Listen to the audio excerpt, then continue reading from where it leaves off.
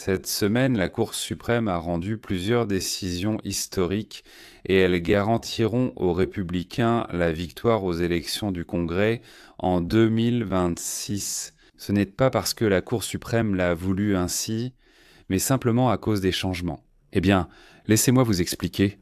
En fait, non. Probablement, il n'y a personne vivant actuellement aux États-Unis qui n'ait pas entendu parler de la lutte entre la Californie et le Texas concernant la modification des limites des circonscriptions électorales et le vote pour les membres de la Chambre basse du Congrès. Cela peut sembler être un détail insignifiant, oui, mais en réalité, cela change complètement la carte et la direction dans laquelle se déplacent les États-Unis d'Amérique. Cela peut sembler étrange, confus, incompréhensible, mais en fait, d'un côté, c'est simple, et de l'autre, c'est quelque chose d'historique. Si l'on divise l'État en districts géographiquement corrects, alors le district élira le député qui obtiendra la majorité des voix, et si tu ne sais même pas à quel parti il appartiendra, eh bien, ils éliront simplement quelqu'un, c'est tout. Mais si l'on trace les frontières du district en y mettant beaucoup d'efforts, alors le district, d'une certaine manière, commencera à ressembler à une sorte de pieuvre. Et là, le plus important, c'est qu'ils éliront le représentant du parti que tu as prévu qu'ils élisent.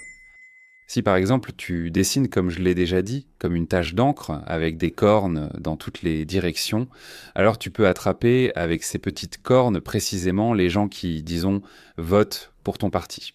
Rédacteur. Prenons la Californie. Cet État compte 52 circonscriptions et donc 52 membres du Congrès, dont 40 démocrates et 12 républicains. Les républicains représentent 23% et les démocrates 77%, alors que la population est composée de 54% de démocrates, pas 77%. Comment ont-ils obtenu 77% de représentation ?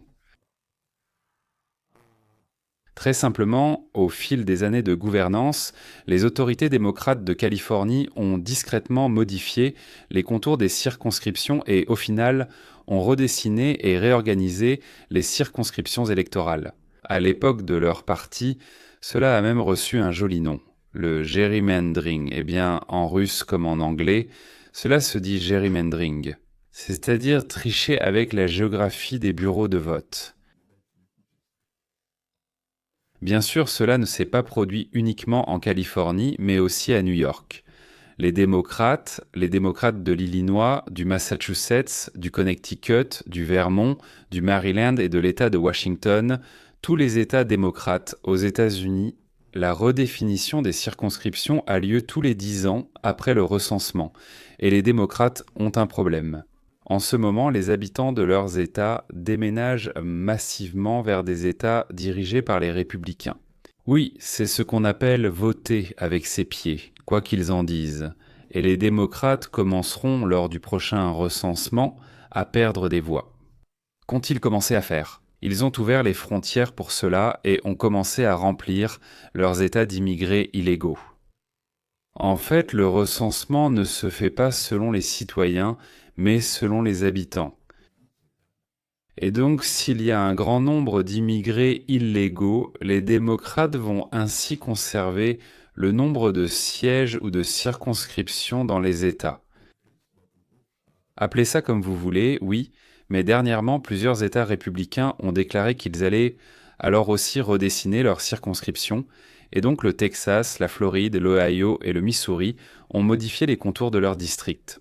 Je soupçonne qu'on a fait à peu près la même chose que dans les États démocrates. Je suis certain que les deux partis s'en sont occupés. Au Texas, les républicains, donc, ont obtenu environ 5 sièges républicains supplémentaires, à cause du fait qu'ils ont simplement ramené les circonscriptions à l'état dans lequel elles étaient avant l'introduction de toutes ces manipulations, liées selon moi au racisme. Dans l'Ohio, donc, ils obtiendront 2 sièges. Dans le Missouri, un siège, peut-être 1 ou 2 sièges, en Floride et un siège en Caroline du Nord. Au total, les républicains peuvent obtenir de 9 à 12 sièges, rien qu'à cause de ce changement. Il s'agit aussi du fait que les démocrates se sont appuyés sur une loi de protection des minorités, qui a été créée à l'époque où l'esclavage venait tout juste d'être aboli. Il fallait habituer les Noirs à voter pour qui ils iraient plus facilement voter, disons, pour l'un des leurs, et ainsi de suite. Autrement dit, ils ont commencé à dire « Bon, faisons en sorte que nous n'acceptons le racisme ni d'un côté ni de l'autre, mais pour faire en principe une bonne chose, permettons un peu de racisme et glissons-le dans la loi. » Donc dans les cercles blancs, il fallait mettre plus de noirs pour que, disons, les noirs puissent se lire eux-mêmes. Et comme on dit, laisse entrer un âne à table, et il mettra sa tête et ses sabots sur la table. Donc naturellement, dans les États edem, ils ont commencé à faire ça partout pour placer le plus possible des leurs. C'est pour ça qu'en Californie, on a eu 52 contre 50 contre 12, et pas, disons, 45 contre autre chose. Donc au final, est-ce qu'il y a 14% dans la ville N ? C'est parmi les Noirs, et si on dessine un des districts de façon à ce qu'il y ait non pas 14 mais 51% de Noirs, alors leur représentant, généralement un démocrate, ira au Congrès. Si la Cour suprême annule ou limite cette loi, et c'est justement ce dont il est question en ce moment, alors dans les États les républicains, les districts à orientation raciale vont immédiatement disparaître, et dans ce cas, les républicains pourraient obtenir entre 15 et 18 sièges supplémentaires au Congrès des États-Unis, ce qui garantira entièrement à Donald Trump un Congrès républicain en 2026 qui soutiendra ses initiatives. Quoi de neuf à la Cour suprême des États-Unis ? Des nouvelles majeures, Jake, politiques et juridiques, la Cour suprême. La majorité conservatrice, malgré l'opposition des 3 libéraux, a statué que le Texas pouvait utiliser la carte qu'il avait dessinée l'été dernier pour créer potentiellement 5 nouveaux districts qui pourraient devenir républicains et renforcer la majorité républicaine à la Chambre des représentants des États-Unis. Et ils ont déclaré que le collège spécial du tribunal de district des États-Unis, qui avait invalidé cette carte en affirmant qu'elle avait été dessinée selon des critères raciaux inconstitutionnels, que le Texas avait en fait divisé les gens selon leur origine raciale. C'est exactement ce qu'a dit ce tribunal de district et le Texas est venu ici pour faire appel de cette décision avec le soutien de l'administration Trump. La majorité de la Cour suprême a rejeté aujourd'hui, affirmant que la carte mérite plus de respect du tribunal de district. Le tribunal de district aurait dû considérer la présomption de bonne foi du législateur. Cette décision est cruciale non seulement pour le Texas, mais aussi car elle autorise d'autres États républicains à faire un redécoupage électoral avantageux, renforcé par ce précédent de la Cour suprême. Mais, plus important encore, cela a une énorme importance pour l'affaire concernant la loi sur les droits de vote que la Cour suprême examine actuellement. Si elle est annulée, et il semble qu'elle le sera définitivement, cela mettra fin à l'avantage artificiel de 30 sièges des démocrates à la Chambre des représentants. Le Parti démocrate repose entièrement sur des circonscriptions électorales fondées sur la race et des cartes discriminatoires. Cette vidéo explique que la décision de la Cour suprême du Texas signifie qu'ils sont au courant de la fraude des démocrates avec la carte des circonscriptions et pourquoi. Cela signifie aussi qu'ils vont sans doute annuler la loi sur les droits de vote. Le tribunal de district a jugé qu'il s'agissait d'un découpage racial inconstitutionnel et non basé uniquement sur des critères politiques que Jake est autorisé par la Constitution. On peut diviser les gens selon leurs opinions politiques, mais on ne peut pas les diviser selon leur appartenance raciale. C'est ce qui a été fait selon le tribunal de district. Et permettez-moi de vous dire ce que la juge Elena Kagan a dit dans son opinion séparée à ce sujet. Sur quelle base la majorité remplace-t-elle sa propre compréhension des preuves directes par celle du tribunal de district? En résumé, il n'y en a pas. Donc, c'est la fin pour cette carte du Texas. Elle pourra maintenant être utilisée pour les élections de mi-mandat. Donc, la dame vient d'expliquer l'escroquerie des démocrates. Nous analyserons en détail pourquoi cela pose problème pour la loi sur les droits de vote. Le charcutage électoral selon l'appartenance politique est légal. Si un État rouge veut priver les électeurs démocrates de leur droit de vote, il le peut. Si un État démocrate veut priver les électeurs républicains de leur droit de vote, il le peut aussi. Mais il ne vous est pas permis de discriminer sur la base de la race. Personnellement, je pense qu'il ne faut en aucun cas discriminer qui que ce soit, pour quelque raison que ce soit. Mais écoutons les commentateurs qui, donc, se réjouissent ou sont très, très heureux, contents pour leur parti. Les Noirs votent pour les démocrates dans 90 à 95% des cas. Toute privation des droits de vote des électeurs démocrates, même intentionnellement partiale, peut être considérée comme une discrimination envers les Noirs. La loi sur les droits de vote précise que la discrimination se juge au résultat, non à l'intention. Même sans intention de discriminer, si le résultat est une discrimination raciale, c'est illégal. Cela a injustement empêché les républicains de procéder à un découpage partisan des circonscriptions aussi intensif que celui que les démocrates sont autorisés à faire contre les républicains. Même si c'est uniquement pour un avantage partisan, si le résultat prive les électeurs noirs de leur droit de vote, cela devient illégal. Ont-ils utilisé le même argument pour expliquer pourquoi les cartes du Texas étaient illégales? Le fait que la Cour suprême ait validé ces nouvelles cartes du Texas montre qu'il privilégie les intentions à la démocratie. S'il a raison.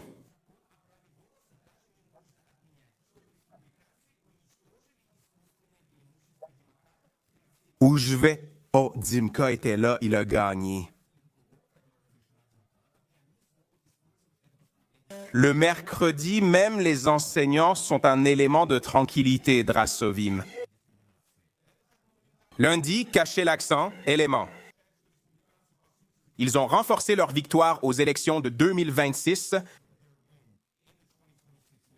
J'espère que vous avez compris. Si vous faisiez quelque chose de légal et que quelqu'un en souffrait, cela ne veut pas dire qu'il est interdit de faire quelque chose de légal, et c'est juste. Si vous tirez sur quelqu'un qui tire sur vous et vos enfants, et qu'il y a quelqu'un d'autre à côté qui en souffre, vous avez quand même le droit de vous défendre. Et maintenant, encore une grande nouvelle de la Cour suprême, presque aussi historique. Les États-Unis sont le seul, enfin il me semble, le seul pays au monde où l'on peut venir en étant enceinte. Rester ici n'est pas vraiment légal. Accoucher gratuitement, simplement aller à l'hôpital et là-bas on vous donne gratuitement tous les services médicaux. Et cet enfant ne deviendra pas seulement citoyen des États-Unis, mais il sera aussi, comme on dit ici, la locomotive qui amènera toute la famille aux États-Unis. Les statistiques montrent que ces enfants font venir aux États-Unis de 1 à 30 membres de leur famille. Eh bien, d'abord la mère, puis le père, ensuite les autres enfants de ses parents, puis les parents des parents, puis les autres enfants des parents. Ce n'est pas un processus rapide, mais en moyenne, sur 15 ans, environ 4 membres de la famille viennent. Bien que, comme je l'ai déjà dit, il y ait des cas où cela va jusqu'à 30. Voilà, disons. 1 million d'enfants nés nous donne 4 millions d'analphabètes, sans profession, ayant besoin de soins, de protection, de logement, d'allocations. Des gens qui n'ont aucune connaissance de la langue, ni aucune compréhension du système politique du pays. Autrement dit, pendant au moins 2 générations, ces personnes sont un fardeau pour les États-Unis d'Amérique. La Cour suprême vient tout juste d'annoncer, Brianna, qu'elle examinera la contestation du décret du président Trump visant à supprimer le droit du sol à la citoyenneté. Vous vous souvenez sûrement, le 22 janvier, lors de son premier jour de travail, il a pris un marqueur Sharpie et a dit « c'est quelque chose d'important ». Et ce qu'il a fait, c'est qu'il a essayé d'annuler la citoyenneté automatique par le droit du sol que tous les Américains avaient depuis plus d'un siècle. Cela fait référence au 14e amendement de la Constitution qui stipule « Les personnes nées ou naturalisées aux États-Unis et relevant de leur juridiction sont citoyennes des États-Unis ». Cela veut dire que toute personne née ici, Brianna, est automatiquement citoyenne américaine. Et le décret de Donald Trump a tenté d'établir que toute personne née de parents en situation irrégulière ou ayant un statut temporaire, cet enfant ne recevrait pas automatiquement la citoyenneté. C'est probablement parmi toutes les actions prises par Donald Trump à ce jour, Brianna. Et c'est la chose la plus difficile parce que cela contredit le 14e amendement adopté en 68 Et cela contredit également le précédent de la Cour suprême de 1928 qui stipulait que même si vous êtes né d'un, dans ce cas-là, c'était un citoyen chinois, même si vous êtes né de quelqu'un qui n'était pas citoyen américain ici, vous avez définitivement la citoyenneté ici aux États-Unis. Vous avez la citoyenneté ici aux États-Unis.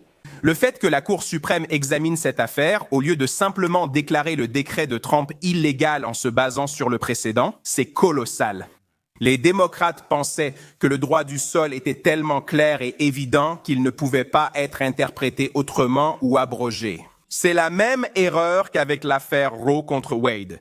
Et nous avons vu comment cela s'est terminé. Le 14e amendement qui accordait la citoyenneté par le droit du sol était destiné à cela, mais il est abusé par le monde entier depuis trop longtemps. 800 000 enfants naissent chaque année de parents non citoyens, mais la plupart d'entre eux ont un statut légal. Environ 200 000, peut-être un peu plus, chaque année pendant 25 ans. Cela fait 5 millions d'enfants nés de personnes en situation irrégulière, et même s'ils ont aidé en moyenne 2 parents à se régulariser aux États-Unis. Cela fait déjà 15 millions de personnes sans éducation, ne connaissant ni la langue, ni la culture, ni les valeurs citoyennes, qui ne rêvent que d'une chose, profiter de l'État. Ils ne s'imaginent pas cela dans leur tête, et ce n'est pas parce qu'ils sont mauvais, loin de là, mais parce que ce sont les démocrates qui leur apprennent cela. En achetant leur vote, on leur promet nourriture, logement, téléphone, smartphone gratuit et soins médicaux. Sans parler du fait que si on laisse entrer votre grand-mère, mais que vous ne votez pas pour nous, vous perdrez tout. Merci Trump a dit, c'est bon, c'est fini. Cela a été le catalyseur et la force motrice de la migration massive en provenance d'Amérique centrale et d'Amérique du Sud au cours des 60 dernières années. Dans les années 60, la population des États-Unis était composée d'environ 85% de blancs, 10% de noirs et 5% d'asiatiques, de latino-américains et d'autres groupes. Aujourd'hui, la population compte environ 50% de blancs, 13% de noirs et 25 à 30% de latino-américains. Le reste inclut des asiatiques, moyen-orientaux et africains. C'est pourquoi je suis si déterminé à essayer de libérer les Noirs des chaînes du Parti démocrate. Ils pensent que les démocrates se battent pour leur place dans la société, mais ce n'est pas le cas. Ils se battent pour que le monde entier trouve sa place dans leur société. Et c'est pourquoi ils font croire aux Noirs qu'ils sont des victimes et des citoyens de seconde zone, afin qu'ils aident à livrer leur pays, leur droit de naissance au reste du monde. Et avant que vous ne disiez, eh bien, Brandon, il n'y a aucune chance qu'ils abolissent le droit du sol. Sai Chicken Cow, même MSNBC reconnaît que les avocats de Trump ont un argument assez solide. La Cour suprême a statué sur cette question au début du XXe siècle. Il me semble que c'était en 1908. Et ils ont établi que si vous êtes né ici, alors, indépendamment de la citoyenneté de vos parents, vous êtes citoyen des États-Unis. Alors, la Cour suprême peut-elle annuler cela? Je ne le pense pas, mais voici l'argument de l'administration. L'affaire dont vous parlez, Wong Kim Ark, c'est l'interprétation de cette affaire par l'administration. Ce n'est pas que cela accorde la citoyenneté à tous les enfants nés aux États-Unis, mais plutôt que cela accorde la citoyenneté à ceux qui ont une résidence permanente, aux enfants de parents qui ont déjà obtenu la résidence permanente aux États-Unis. Ils affirment que cela ne concerne pas clairement les milliers d'enfants qui naissent chaque année aux États-Unis, disant que c'est la réalité. La décision n'a jamais voulu instaurer une citoyenneté universelle par le droit du sol. Elle emploie d'ailleurs plus de 20 fois le terme « résidence ». C'est donc nous qui avons déformé le sens de cette affaire, pas eux la clause de citoyenneté du 14e amendement. Donc, ce sera le principal facteur déterminant. Comment la Cour suprême décidera-t-elle? Est-il nécessaire que les parents aient une sorte de résidence permanente légale? Il existe déjà des exceptions pour les enfants de diplomates étrangers, car il est évident qu'ils appartiennent à un tout autre pays. Leur séjour aux États-Unis n'a aucun fondement de permanence. Cela concerne les personnes bénéficiant d'une protection temporaire. Leur présence aux États-Unis n'a jamais été prévue comme permanente. Les réfugiés, demandeurs d'asile, touristes et surtout les personnes en situation irrégulière. Il n'y a aucun argument rationnel pour affirmer que lorsque le 14e amendement a été adopté en 1978, il voulait qu'il couvre les enfants. Des millions d'immigrants en situation irrégulière sont entrés dans le pays et ont eu des enfants, leur donnant ainsi la citoyenneté américaine. Honnêtement, je pense que cette question aurait été réglée sans Joe Biden, qui a laissé entrer 25 millions de personnes en situation irrégulière et exploite notre système d'immigration et le droit du sol. J'ai l'habitude de dire que souvent, quelque chose de mauvais mène à quelque chose de bon. Les millions de personnes laissées entrer par Joe Biden semblent mener à de nouvelles lois. Dieu merci, les fraudes lors des élections de 2020 ont conduit à un changement dans la psychologie de Donald Trump, et il est devenu prêt pour un véritable nettoyage. Eh bien, des écuries souillées, comme on dit, les écuries d'Augias, ainsi que ce qu'il appelle le marais. Et même les médias traditionnels reconnaissent le simple fait que la Cour suprême examine cette affaire, et cela les inquiète. Et vous en pensez quoi, Jessica? C'est pour cela que la Cour a pris cette affaire en main? Parce que, comme vous l'avez bien expliqué, nous avons un précédent et la loi. Vous pensez que la Cour voulait faire une déclaration affirmative, que ce sont là les éléments déterminants de cette question? Ou du moins 4 membres de la Cour, comme vous le savez, et vous êtes experte de la Cour. Tout ce qu'il faut pour décider d'examiner une affaire, ce sont 4 voix, et c'est pourquoi je pense qu'il aurait été facile d'en trouver 4. Pour dire que la présidente a tenté de modifier l'interprétation de la Constitution par décret exécutif, nous devons bien comprendre qu'aucune Cour n'a accepté qu'elle en ait le droit. Ce décret, signé apparemment le premier jour de sa présidence, n'est jamais entré en vigueur. Mais oui, pour répondre à votre question, je pense que c'est l'une de ces grandes questions constitutionnelles sur lesquelles la Cour suprême a généralement le dernier mot. Si cette affaire était si évidente, la Cour suprême ne l'aurait pas examinée. Ils auraient juste annulé le décret présidentiel pour inconstitutionnalité en évoquant un précédent vieux de 150 ans. Il n'y a même pas de raison pour nous de perdre du temps à confirmer cette décision. Personnellement, je pense que je sais plutôt bien lire les signes et je crois que ce sera une décision à 5 contre 4 qui annulera le droit du sol pour la citoyenneté. Et c'est une affaire énorme. C'est un système qui, par essence, encourage la violation des règles, l'exploitation, le mensonge, la fraude. Elle dilue le sens de la citoyenneté américaine jusqu'à en faire quelque chose que n'importe qui peut obtenir du moment qu'il est prêt à venir ici par tous les moyens nécessaires. Et elle punit ceux qui attendent leur tour et suivent notre processus d'immigration approprié de manière légale. Cette décision est tellement importante parce qu'elle a réellement le pouvoir d'empêcher l'Amérique de devenir un pays du tiers-monde. Les audiences auront lieu au printemps, le verdict sera rendu d'ici juin et je vous tiendrai informé à chaque étape. Ce sont 2 affaires énormes qui visent à changer l'Amérique en corrigeant les erreurs et la malveillance des décisions précédentes.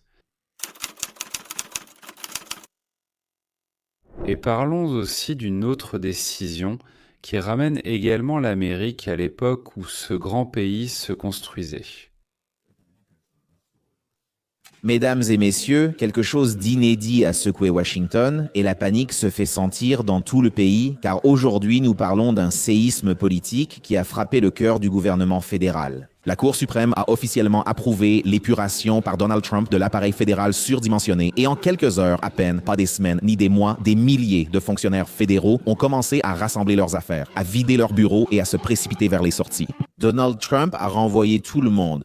Ce n'est pas une rumeur, cela se passe en temps réel. Et la raison, ce n'est ni un scandale, ni une fuite, ni un vote du Congrès. C'est le DOGE, les gars. Le département de l'efficacité gouvernementale lance une opération secrète qui a été préparée pendant des mois en coulisses. Des frappes coordonnées visent chaque ministère, révélant les fidèles à la Constitution et ceux attachés à leur idéologie. Les juristes de l'AOOS lancent des procès. Les avocats du ministère sont réaffectés. Les employés du département d'État réclament des interdictions et les médias, ils paniquent car ils comprenaient l'impact pour l'appareil d'État. La même machine qui a longtemps résisté au président, manipulé la politique et échappé à toute responsabilité a finalement subi une sanction inévitable. Conversation porte sur ce à quoi le président des États-Unis a droit et ce à quoi il n'a pas droit. Et le tribunal a soutenu Donald Trump. Pour la première fois dans l'histoire moderne, le tribunal a clairement, fermement et sans équivoque confirmé que le président Donald Trump dispose réellement du pouvoir de restructurer, de réduire et de reclasser des parties importantes de la main-d'œuvre fédérale. Fini les interdictions sans fin, les obstacles bureaucratiques et syndicaux qui ralentissaient tout. Cette décision a débloqué tous les outils préparés pendant des mois par l'administration. Le gel des embauches, les mutations immédiates selon la liste F et la possibilité de mesures massives. Pourquoi, dans la formule du capital,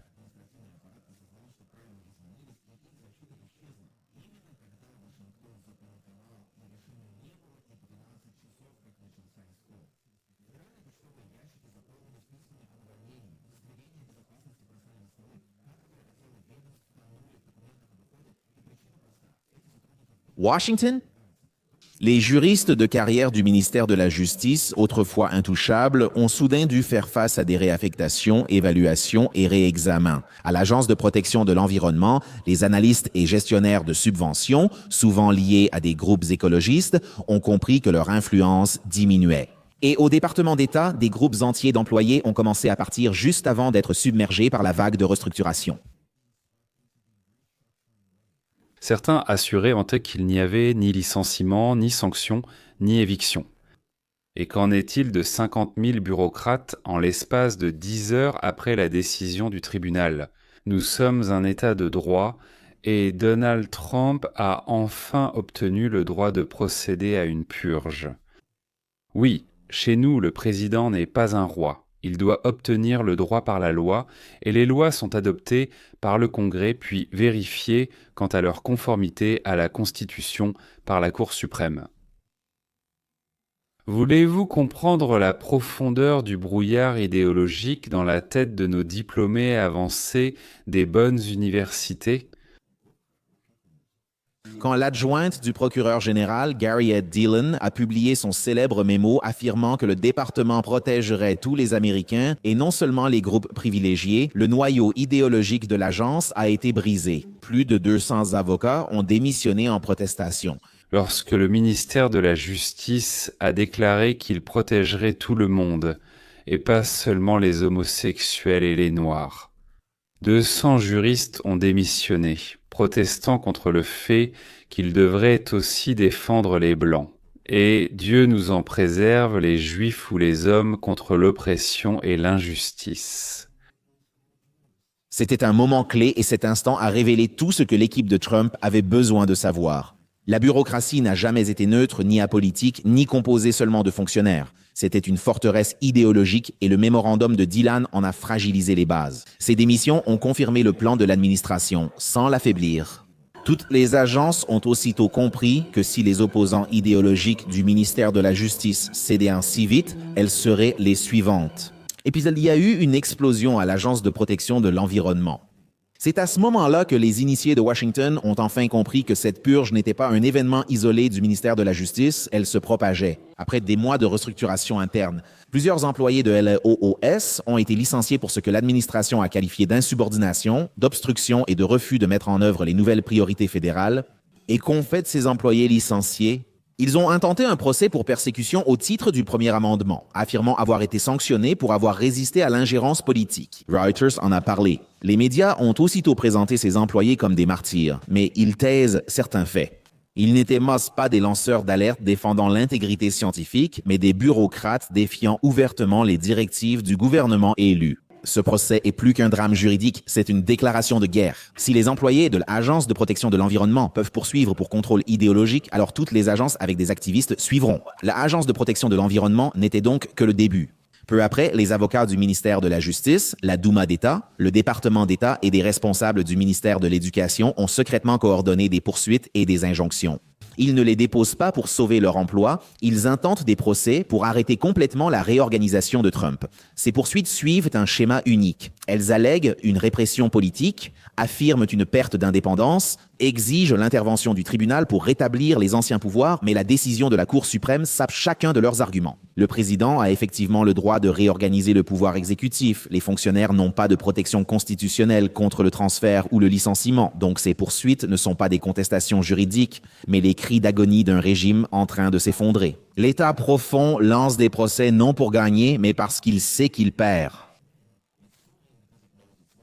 Sur cette note, l'État profond est pris de panique, car il sait qu'il est en train de perdre. Eh bien, terminons sur cette note. Et je veux juste dire qu'il nous reste encore 20 jours jusqu'à la fin de l'année pour déduire de vos impôts toute somme supérieure à 200 $. Faites un don de n'importe quel montant à notre organisation à but non lucratif, la Fondation Sciences de la Liberté, et vous recevrez une déduction fiscale officielle. Et bien sûr, mesdames et messieurs, abonnez-vous, activez la cloche et écrivez-nous votre avis sur le sujet dont nous parlons. Dites-nous ce qui vous intéresse. Je ne peux pas, comme on dit, parler de tous les sujets. Si le sujet concerne les États-Unis et leurs relations avec un autre pays, donc leur lien avec ces pays. Et même là, je pense que je pourrais probablement répondre à la plupart des questions. Alors encore une fois, au revoir, merci d'être passé et à très bientôt.